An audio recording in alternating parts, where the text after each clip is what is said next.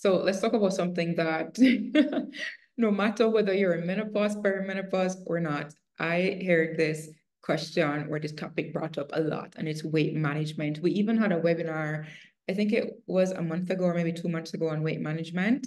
So this question, let's go into this question. It's become a significant concern during menopause and perimenopause. That is weight management due to the hormonal changes. So Dr. Stan, what steps can be taken to achieve effective weight loss during these stages? And just to add on to that, are there any specific strategies or lifestyle changes that you can recommend? Yeah, so that's the big thing. So what I encourage my patients to do, just if you just have received care from me, I'm all about fitness, fitness, fitness, and eating well. So when we think about perimenopause and menopause, yes, the transitional hormones start to happen and it can adjust your metabolism some. So definitely tons of strength training, resistance training, building muscle, because remember when I said menopause will affect your bone health too. So that lack of estrogen places us at higher risk for fractures because the bones get weak. So when you do strength training, that actually helps to build up your bone mass and also help to build your muscles to help protect your bones. So strength training is going to be key. Also what you're eating.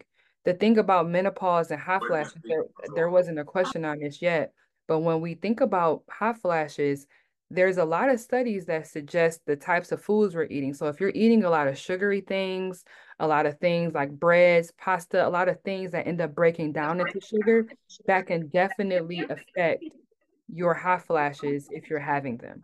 So changing how you're eating. Everybody should be eating, if you do eat meat, lean white meat and leafy green vegetables, leaving the processed foods alone, nothing from a window. If it comes from a window, you probably shouldn't eat it, just saying. And then that strength training. If you still find that you're still having excess issues with weight despite doing those things, as I talked about in the obesity lecture, I'm a doc that doesn't believe that most of my patients eat hot and ready's and Taco Bell all day. I know that you don't. I think a lot of us are overly stressed and we don't realize it. Cortisol is a stress hormone. When your body's stressed, your body goes into a phase where it thinks starvation is happening. So that means it's going to hang on to every single thing because it doesn't know if it's going to get food again. So making sure that you also manage your stress. That's something that we don't talk about enough. And let's be honest, as Black women, we put 3,000 things on our plates and we wonder why we're overwhelmed. So sometimes our ambition gets ahead of us and we find ourselves stressed out, and that causes weight gain. Poor sleep. Poor sleep can also cause weight issues, but then we talked about hot flashes and night sweats. So you're getting up sweating and you can't sleep. So that's when we need to do something to get control of those things so we can manage our weight better. The video also talked about, I did before, about just different medications you can take too. I always tell people to call your insurance first. Ask your insurance, hey, what do you all cover for weight management?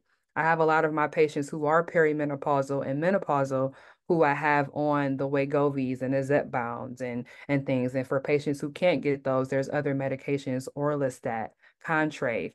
But again, you want to try to call your pharmacy or insurance first to see what kind of coverage you have, and then bring that information into the doctor's office to say, hey, this is what I'm covered for. I would like to try this to see if it's a good option for you. Well, that sounds like a very fulsome response. I saw Nikki in the chat say, belly fat. Oh, help, help, Dr. Stan, help. She did help. She gave a very fulsome response. And I love the fact that you mentioned stress. You are absolutely right. As Black women, I think we were born with a gene, a super woman gene, so we tend to achieve crazily, massively, but also it brings on a lot of stress and we don't prioritize ourselves enough. We did an Instagram live a few months ago on this very topic, self-care as Black women, things we can do to just prioritize ourselves a little bit. And now that you're hearing that this affects menopause, I hope you take us a little more seriously when we say you need to prioritize yourself and just de-stress a little bit. So